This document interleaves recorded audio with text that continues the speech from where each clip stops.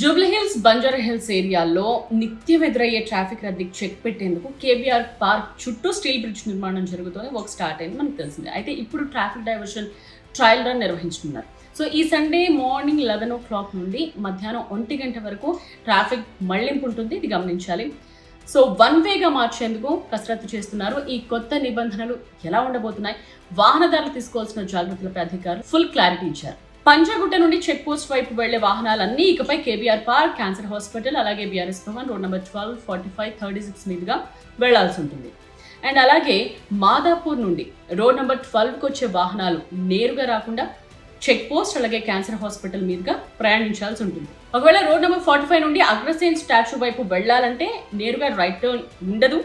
So వాహనదారులు left తీసుకుని check post KBR Basavatarakam మీదుగా అగ్రసేన్ విగ్రహానికి చేరుకోవాల్సి ఉంటుంది. జూబ్లీహిల్స్ రోడ్ నెంబర్ 10 ఇక్కడ నుండి రోడ్ నెంబర్ 36 వెళ్లే వరకు నేరుగా రైట్ టర్న్ ఉండదు. వారు వెంకటగిరి కాలనీ క్రాస్ రోడ్స్ నుండి అల్కాజర్ ప్లాజా మీదుగా ప్రయాణించాల్సి ఉంటుంది. సో ఈ డైవర్షన్స్ అన్ని గుర్తు పెట్టుకుని మీ వర్క్ షెడ్యూల్ ని ప్లాన్ చేసుకుంటే బాగుంటుంది. అందరూ సహకరించాలని కూడా పోలీసులు కోరుతున్నారు.